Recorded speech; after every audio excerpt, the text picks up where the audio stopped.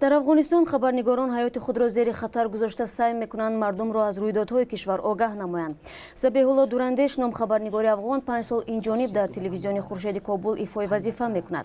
اخیرا اصلاح‌بدستان او را زورا به ماشین شینانده به جای نامعلوم بردند. دورندش می‌افزاید وقتی او را از ماشین بیرون کردن صدای تیرپرانی به گوش رسید و او از فرصت استفاده برده فرار کرده است. صرف نظر از تهدید و فشارها این خبرنگار افغان تصمیم گرفته است به اصلاح‌بدستان و جنگجویان سرخم نکند. که خودم جانم در خطر است و خطر قبول کردم، اما تلاش دارم که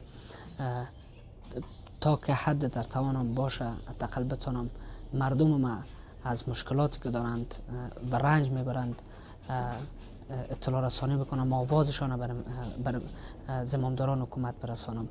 برای صحبت در این موضوع ما به استودیو احمد حنایش رهبر سازمان غیر حکومتی کهکشان را دعوت کردیم که از حقوق خبرنگاران در افغانستان دفاع میکند.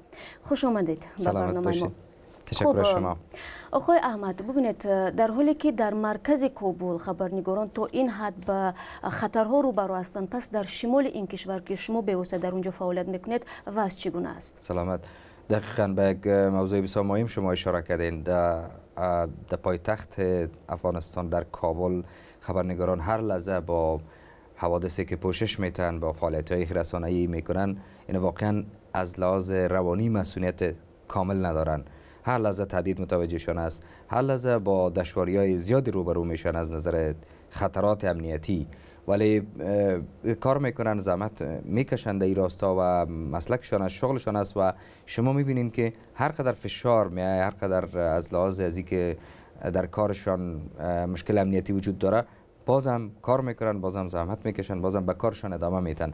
شما میبینین که فعالیت رسانه‌ای در افغانستان روز به روز با وجود خطراتی که افزایش پیدا کرده در برابر کار خبرنگاران میبینیم که محدود نشده. در چنین شرایط صادق ماندن به رسالت خود با بهای جان تا کدام حد ارزش دارد و آیا حکومت افغانستان برای حمایت از این خبرنگاران یگان چاره میاندیشد، تصمیم روی دست دارد؟ من فکر میکنم که خیلی زیاد ارزش دارد صادق ماندن در مسلک مقدس به نام خبرنگاری، چرا با قلم سر و کار دارن. قلم خیلی مقدس است و با او دلیل یک نیاز اساسی هم است در کشور ما، در تمام جوامع بشری. آزادی بیان بهترین ارزش دموکراسی است. کسایی که کار خبرنگاری میکنن و کار فعالیت‌های ژورنالیستیکی میکنن، اینا آدمای عادی نیستن، درک میکنن که در جامعهشون چقدر ارزش داره این حرکت. اگر آزادی بیان نباشه، اگر فعالیت خبرنگاری نباشه، دموکراسی و آزادی بشری و دفاع از حقوق بشر دچار مشکل است. به همین خاطر است که درک میکنن که ارزشی را داره که با رسالتمندانه عمل کنن، قلم بردارن و تمام حقایق نوشته کنن و برای دموکراسی و آزادی بیان و برای حقوق شهروندانی که زندگی میکنن باید مبارزه کنن. شما ببینید اگر امروز این فعالیت‌های رسانه‌ای خبرنگاری نباشه، اوضاع افغانستان از نظر سیاسی امنیتی چنان دشوار است، چنان دچار آشفتگی است که مشکلات بسیار جدی می باشه. اما این فعالیت‌های رسانه‌ای است که یک دید نظارتی به وجود آورده از عملکرد سیاسیون، از عملکرد کسایی که حکومت هاست و کلکتیف‌های مختلف سیاسی که عمل میکنند در مجموع جریانات سیاسی را نظارت میکنه، باستاب میده. این دید نظارتی سبب میشه که مسائل حقوق بشری حفظ شوه، حفظ حقوق بشری به وجود بیاید. یعنی در برابر ناملایمات و سختی‌ها و جنجال‌های سیاسی یک دید بسیار عالی است و این یک ارزش بسیار تاثیرگذار برای دموکراسی است و باید، من فکر میکنم رسالتمندان این عمل میکنن. جز از سوال دیگه شما که حکومت چقدر توجه کرده، من فکر میکنم که حکومت ظاهرا چیزی داره که میگه تلاش زیاد میکنه برای حفظ ای که آزادی بیان در افغانستان به اصطلاح حفظ شود، برای حفظش کار میکنه، تلاش میکنه.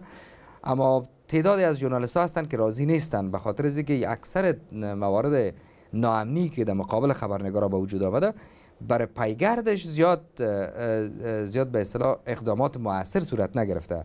خبرنگارا تهدید شدن، خبرنگارا به قتل رسیدن، ولی تا حال عاملینش درست به پنجه قانون سپرده نشدن، محاکمه نشدن.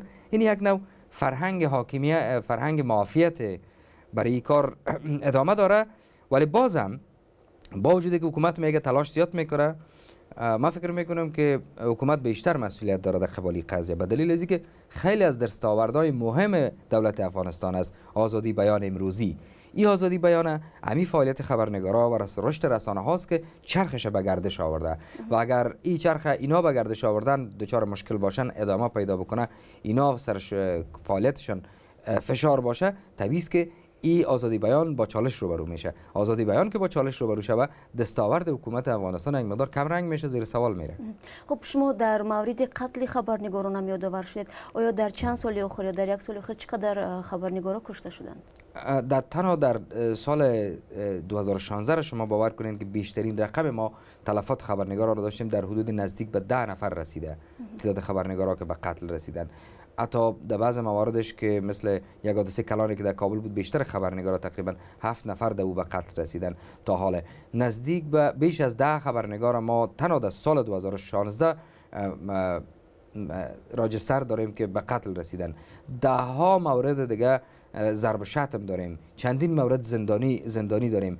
تهدید و هر لحظه که احساس عدم مسئولیت دارن، احساس ناآرامی، مسئولیت روانی ندارن، این یک چیز بسیار واضح است. و از همه مهمتر یک نوع خودسانسوری بر خبرنگارا داره در حال حاکم شدن است. مجبور میشن اگر به حقایق بی پرده افشا کنن، به نشر بسپارن، جدا هیچ تضمینی برای مسئولیتشان وجود نداره. یعنی شما میخواهید بگید که چنین شرایط خطرزا برای آزادی بیان در افغانستان الکی تاثیر خودش را گذاشته است؟ فوق العاده. و من فکر میکنم که نگرانی وجود داره که اگه ادامه پیدا بکنه، طبیعی است که یک مقدار تاثیر بالای آزادی بیان میگذاره. هرچند خبرنگارا خیلی تصمیم، اکثریت خبرنگارا البته کسایی که مهارت‌های بلند خبرنگاری دارن، هم به قول شما که رسالتمندانه عمل میکنن، اونا تصمیمشون جدی است، در برابر هیچ حوادث، هیچ ناامنی باید سرخم نکنن. ولی باز هم طبیعی است که تاثیر میگذاره.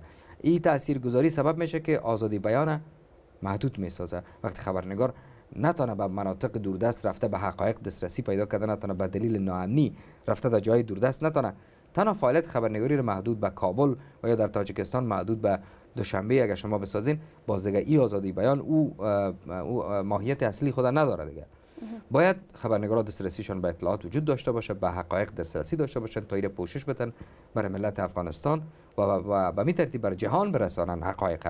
این وقتی ممکن است که مسئولیت امنیتی داشته باشن، با مناطق دوردستا و روستاها برن، با مردم در تماس باشن، حقایق پوشش بدن و برای بازتاب بدن برای جامعه بشری جهان. تشکر برای صحبت. سلامت. بسیار تشکر شما. یادرس میشوه مهمون ما احمد هنویش بود، رهبری سازمان غیر حکومتی کهکشان که در افغانستان از حقوق خبرنگاران دفاع میکند.